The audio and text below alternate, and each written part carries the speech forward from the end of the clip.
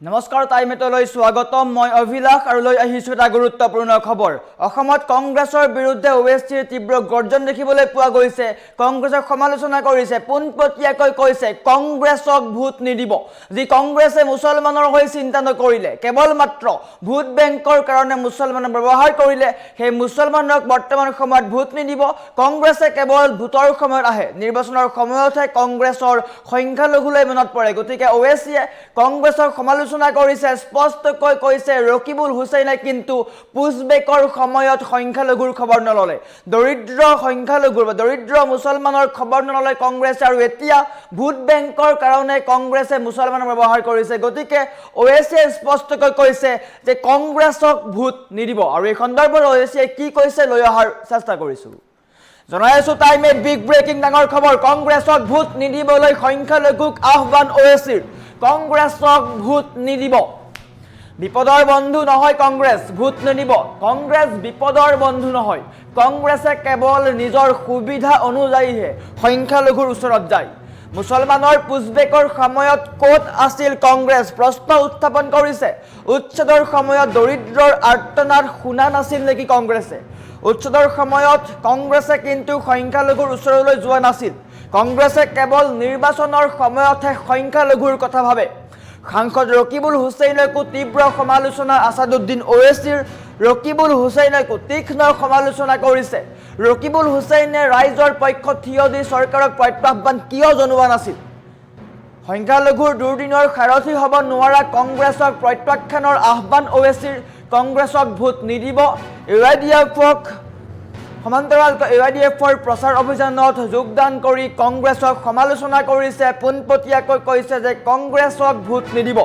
যি কংগ্ৰেছে কেৱল মাত্ৰ ভোটৰ কাৰণে সংখ্যালঘুক ব্যৱহাৰ কৰে যি কংগ্ৰেছে কেৱল মাত্ৰ ভোট বেংকৰ কাৰণে সংখ্যালঘুৰ আৱেগক ব্যৱহাৰ কৰে সেই কংগ্ৰেছক ভোট নিদিব আৰু এনেকৈ আসাদুদ্দিন ওৱেচিৰ অসম ভ্ৰমণৰ সময়তেই কংগ্ৰেছৰ ভোট বেংকত কঁপনি উঠা দেখিবলৈ পোৱা গৈছে কংগ্ৰেছৰ ভোট বেংক শূন্য হোৱাৰ দিশে স্পষ্টকৈ অসমত কংগ্ৰেছৰ এন্ট্ৰিয়ে কঁপাইছে কংগ্ৰেছৰ ভোট বেংক কংগ্ৰেছৰ ভেটি কঁপাইছে স্পষ্টকৈ জনতাৰ সন্মুখত পোনপটীয়াকৈ কংগ্ৰেছক সমালোচনা কৰিছে যি কংগ্ৰেছে ৭৫ বছৰ ধৰি সংখ্যালঘুৰ ভোট ল'লে সেই সংখ্যালঘুক কংগ্ৰেছে আওকাণ কৰিলে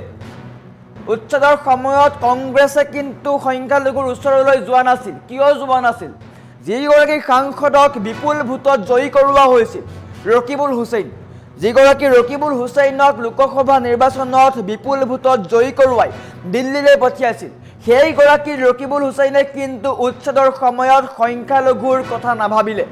সংখ্যালঘুৰ খবৰ ল'বলৈ তেওঁলোকৰ আহৰি নহ'ল মুছলমানক তেওঁলোকে কেৱল মাত্ৰ ভোট বেংকৰ কাৰণে ব্যৱহাৰ কৰি আহিছে আৰু বৰ্তমান সময়ত প্ৰতিগৰাকী সংখ্যালঘুৱে কংগ্ৰেছক প্ৰত্যুত্তৰ দিয়ক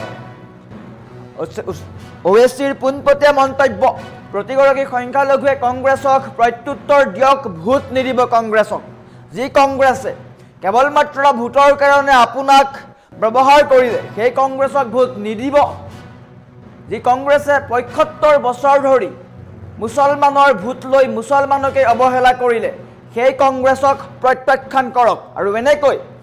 কংগ্ৰেছৰ বিৰুদ্ধে সৰব হৈ পৰিছে আসাদুদ্দিন ওৱেচি সংখ্যালঘুৱে কংগ্ৰেছক ভোট দিয়া মানে হিমন্ত বিশ্ব শৰ্মাক সংখ্যালঘু শক্তিশালী কৰা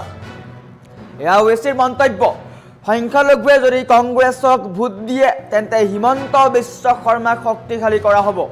সংখ্যালঘুক উচ্ছেদ কৰাৰ সময়ত কংগ্ৰেছে একো নকৰিলে জাকিৰ হুছেইনক ভোট দিলে নিৰ্বাচনৰ পিছতেই হিমন্ত বিশ্ব শৰ্মাৰ সৈতে চাহ খাব আসাদুদ্দিন ওৱেচি এই মন্তব্য আসাদুদ্দিন ওৱেচি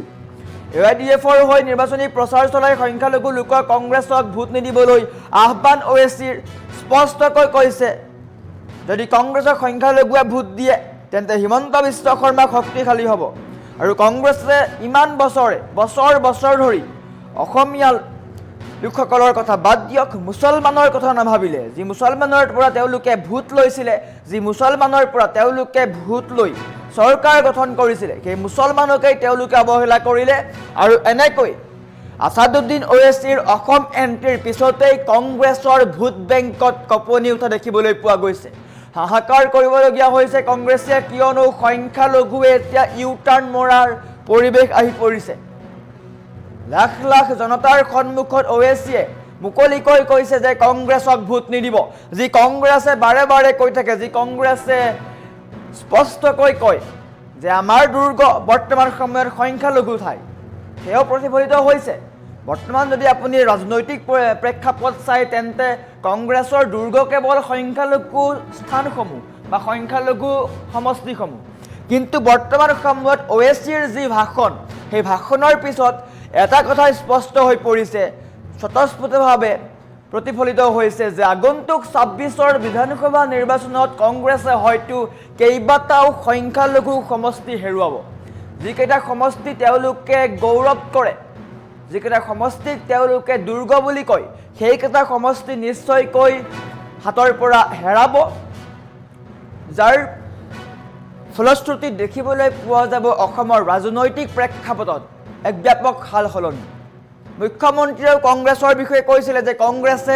ভাবিব নোৱাৰা ৰেকৰ্ড কৰিব। যি কংগ্ৰেছে ১৫ৰ পৰা ১৭খনকৈ আসন পাব, মাত্ৰ ১৭খন আসন।